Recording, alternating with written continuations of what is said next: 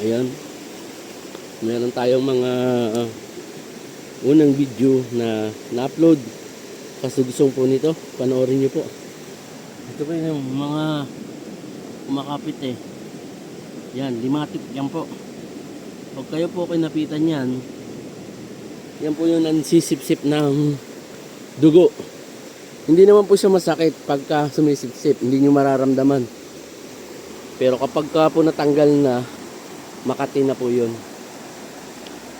Ito po yung road papunta dun sa 19 hectares kay Sir Joey.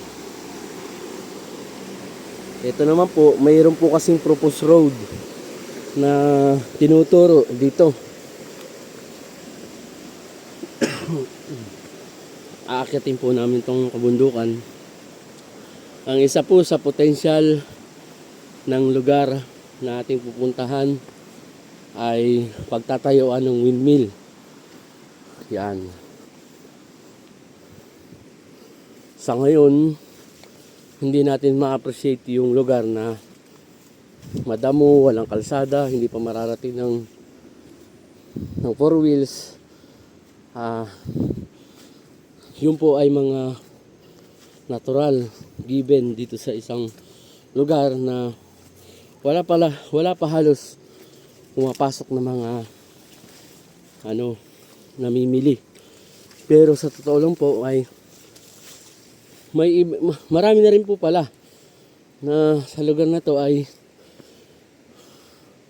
nakakuha, katulad nga po nung 19 si Sir Joey, meron din po yung si Doktora, nasa abroad din po yun.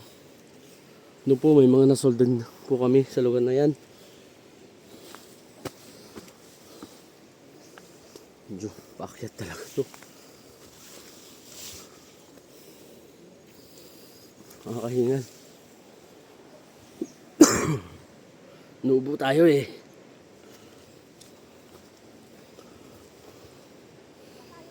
Pataas po ito.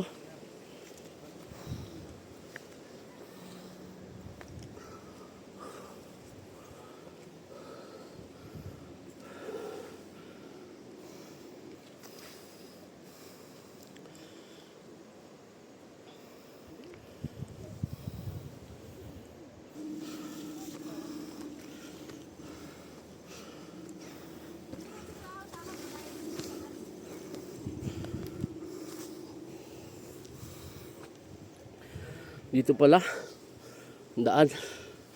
Dapat binibay natin yung ilog.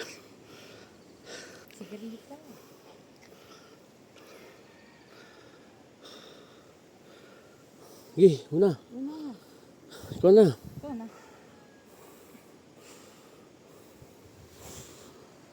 Nakakahingal po. Mahirap magkwento habang umaakyat. Dahil nga po paakyat ito. Dapat po ang dadaanan namin ay yung baybay ng ilog.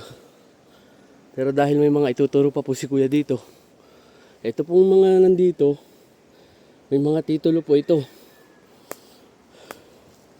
Maganda pong makapamili dito dahil mura pa.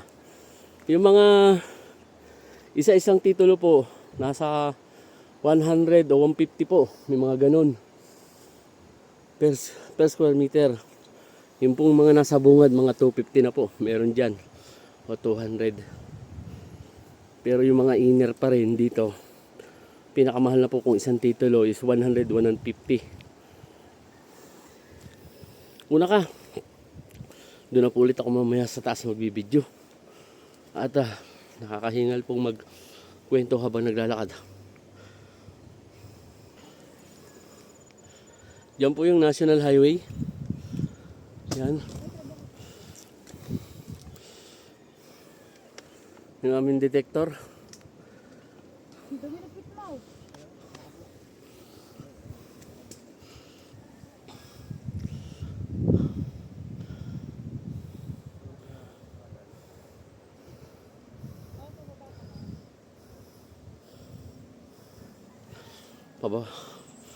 Pababa po dito. Pataas naman dito. Masasanay ka sa mga tripping sa kabundukan. Pero makakuha lang tayo ng isa eh. Ayan o. Undetect. Sumaltok ako. Ano na isang box eh. May detector.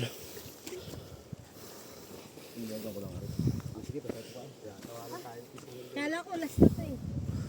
Wow. Bakit talaga ng bundok?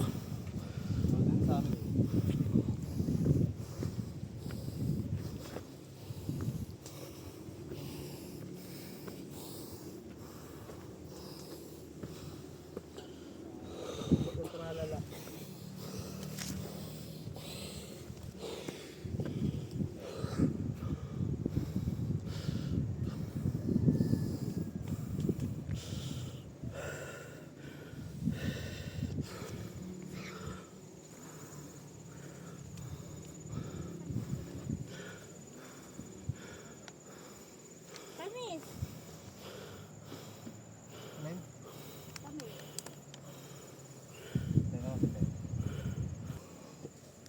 Pag umabot po tayo dun sa pinakaibabaw, kitang kita na po yung farm ni Atong Ang na may lawak na 250 hectares. More than pa po yun. Located po dyan sa barangay ng Magsaysay din po yan. Barangay na yan. Siniluan Laguna lang po ang nakakasakop. Diyan po yung kanyang farm ng manukan. Si Mr. Atong Ang.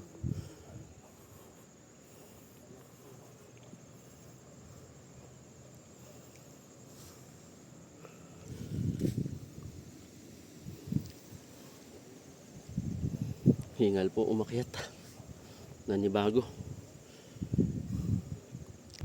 Ayan na po yung mga kasama namin. Oh. Mamaya po dyan na kami kakain. May dala po kaming kanin. Luto na siya. At meron po kaming mga dilata. Sardinas. Maghahanap lang po kami ng dahon ng saging. Okay na yun.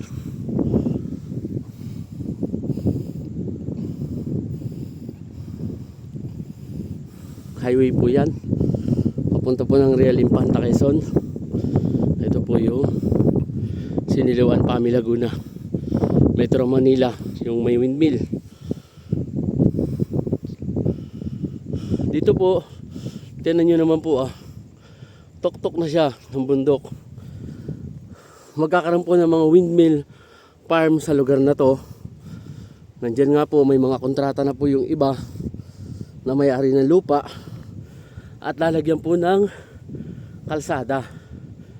Kaya po yung available dyan na mga lupa ay potential po ngayon na bilihin kasi po magkakaroon ng kalsada ang windmill.